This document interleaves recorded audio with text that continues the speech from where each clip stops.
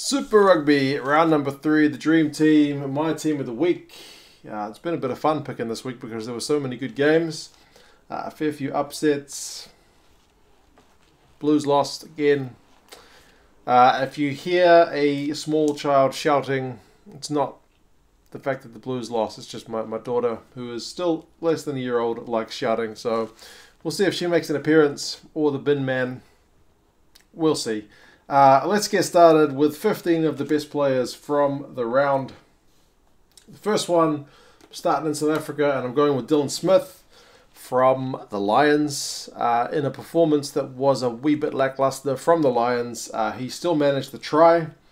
26 meters for... My camera is flickering and my daughter is shouting. There we go. 26 meters from 8 runs is a very good return from a guy in the front row. He beat a defender. He had a clean break. He had 2 passes, 7 out of 8 tackles. I believe he didn't concede any penalties, or was it 1? Either way, seemed to put in a pretty solid effort from a losing side. And my next guy from the Crusaders, Owen Franks, just the ultimate prop. And you look at him, 8 runs, 2 meters. Not that flash. 5 passes, okay, for a prop. He's using some skill with those hands. 9 from 9 tackles. But I guess the key reason I got him here is that red scrum is renowned for being pretty good. But he made his opposite number, so the loose head for the Reds, concede, I think, at least 3 penalties at scrum time. So the Crusaders had their number and kind of showed them who's boss at that scrum time. So yeah, if I'm putting a guy in there for his primary job, Owen Franks is the dude.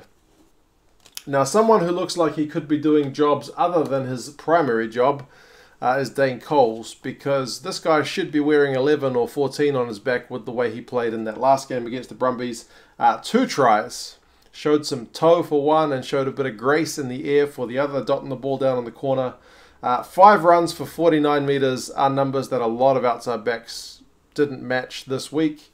3 defenders beaten, 2 clean breaks, 5 passes, made 4 from 5 tackles, and the Hurricanes lineup was operating at a very impressive 93%. So if you're a New Zealand rugby fan, how good is it to see this guy back in good health and in good form? Very, very pleasing. Next, and interestingly, I don't know if I've ever had a Sunwolves lock on here before. Maybe Grant Hadding last year when he was actually playing in the second row. But Uehelu from the Sunwolves, yeah, what a first half. Mostly his performance comes from the first half. But he had 37 meters from 8 runs. 5 defenders beaten, a clean break, which included a try where he showed a fair bit of power. 3 passes, 5 from 6 tackles, but an incredible 5 turnovers. 5 for a lock. I don't know the last time I saw numbers better than that from a guy wearing 4 or 5, but very, very slick. And also I've gone with, from the Bulls, I've gone with Jason Jenkins. He had 12 runs for 21 meters, which is a good work rate.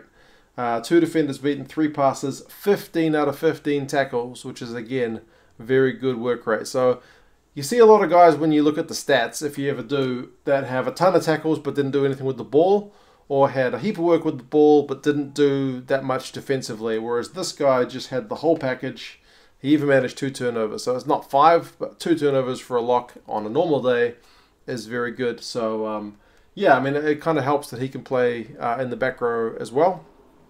But, yeah, he's definitely doing a job there for the Bulls in that second row.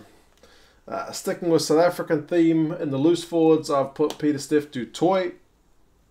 And, again, it's probably largely down to his work rate, because you look, he made 29 meters from 12 runs, so the same amount of runs as Jenkins had, but added on a few more meters. He had 1 pass, 18 out of 19 tackles, which was the Stormers' number 1 tackler for the weekend. 2 turnovers, which was the Stormers' number 1 for the weekend. So he was putting in a very big effort to make sure the Stormers got over the line.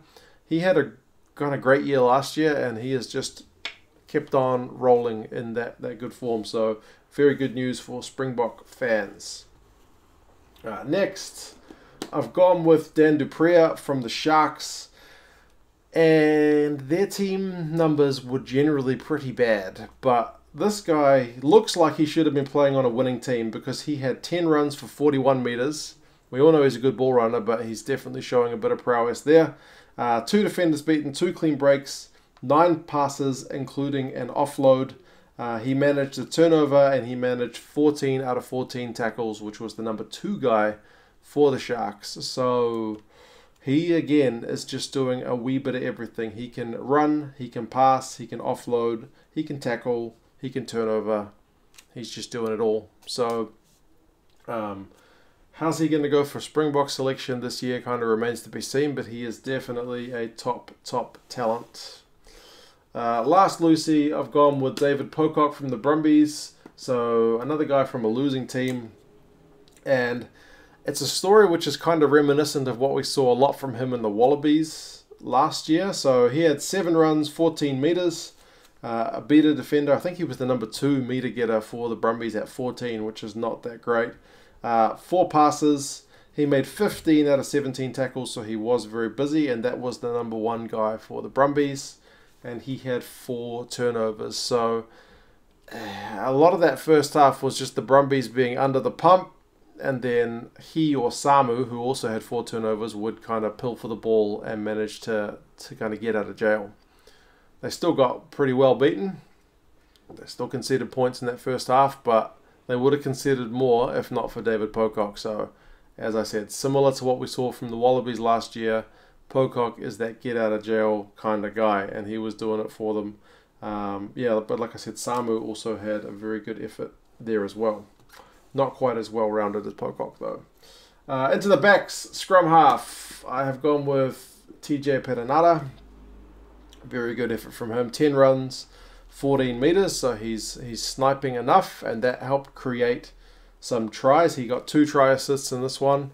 3 defenders beaten, a clean break, 71 passes and an offload, plus 3 kicks, so not kicking it a whole heck of a lot, but enough. Made 4 from 4 tackles, so he was just kind of a linchpin for the Hurricanes in that impressive win. It's good to see him paired back with Bodie again. And yeah, man, Aaron Smith is going to have to look out because TJ's in form and he's looking very good. Next, again from the Lions, not the Lions, sorry, Lions fans, from the Bulls who beat the Lions, Handré Pollard. This is not his first time on the board, and we're only 3 weeks into the season. He just showed a kind of another masterclass. I perhaps didn't give him enough credit in my review of that game, but if you've ever seen a player just kind of kick another team into submission from all over the park, I saw it last year with Robert Dupree did it against the Blues. Handré Pollard did it against the Lions this week just gone. 3 runs for 7 meters is kind of not what we know he can do, but he still managed 4 defenders beaten somehow in those 7 meters. 14 passes, so perhaps he could run the ball a bit more, but when he's doing this other work, he really doesn't need to. He had a try assist, 6 out of 7 tackles, 2 turnovers, 6 penalty goals, and a conversion. Why have I only got 1 conversion? Oh, there was only 1 try. That'll be why. But yeah, 6 penalty goals. The guy was kicking them from pretty hard spots, and you knew he was pretty much going to kick them all. I don't think he kicked quite 100%, but it wasn't too far away. I think he missed the 1. Totally in control performance from Handré.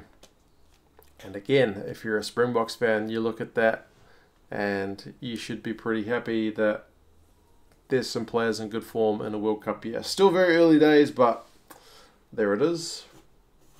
Into the midfield, Nani Laumapi was never going to not make the side after his kind of barnstorming performance. 3 tries, 18 runs, 162 run meters. He was causing all kinds of problems. 6 defenders beaten, 3 clean breaks, 4 passes, made 5 out of 7 tackles, and people still, despite that performance, talked about him not quite putting in the shift he needs to defensively. But with the ball, he is a wrecking ball.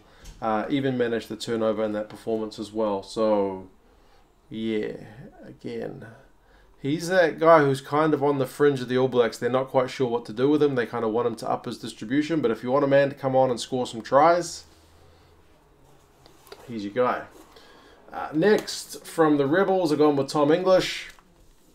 So he had 2 tries, not quite as impressive as Nani's 3, but 2 tries, 6 runs for 49 metres. Again, it's not 162 metres, but 18 runs compared to 6, I suppose, is actually a better return. 6, 12, 18. Oh, it's a similar return. Slightly less.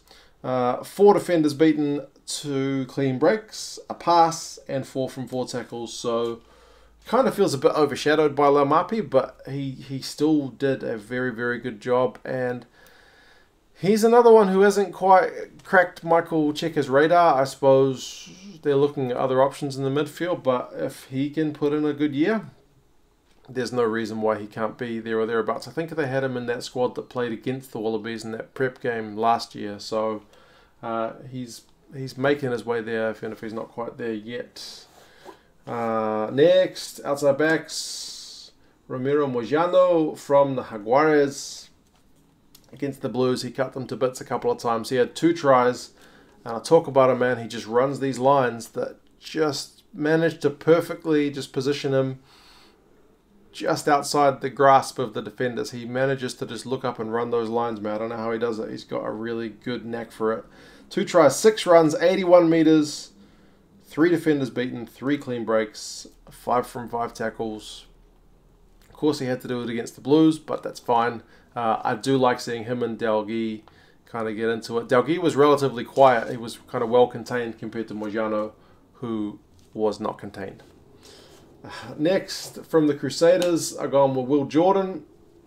Now, this guy's really young, but he's coming along very nicely.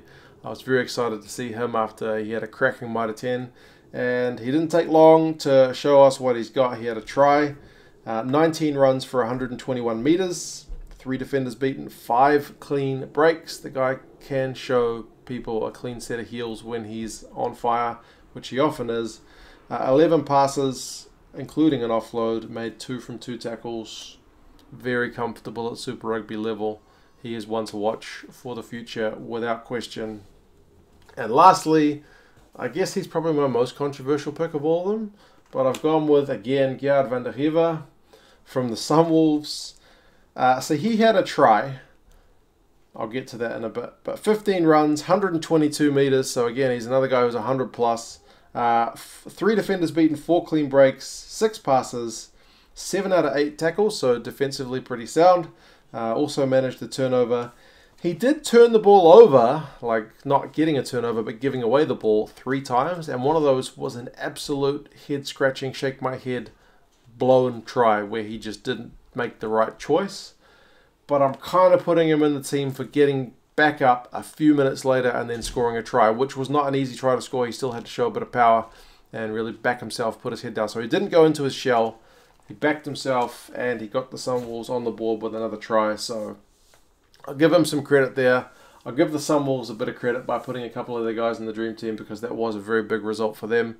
We'll see if they can kind of carry on this week against the Blues. But, I mean, a couple of other guys I should mention whose stats impressed me, or they impressed me throughout the games. I mean, Quade Cooper looked good for the Rebels. He's still kind of a risk-reward player where he does the odd fluff moment, but he just looked in control with Guinea inside him. Frizzell looked really good for the Highlanders. He's having a cracking season so far. Kremer from the Jaguares was our #1 tackler with 25, so very busy effort from him. I had Karevi down initially from the Reds in my midfield, but I swapped him out with English because I think overall English probably had better numbers, although I did like Karevi's decision not to go for 3 at one point. He backed his boys to get a try and ended up getting the try himself, so I thought I wanted to mention him there a bit. Gaboka also for the Bulls looked very solid in the propping ranks. Like I said, Samu had 4 turnovers, and likewise did Quaka Smith. So there were certainly some good efforts this week. But yeah, I'm going to end the video now because there's a bin coming. But yeah, I will talk to you guys later and let me know your thoughts in the comments. See you later.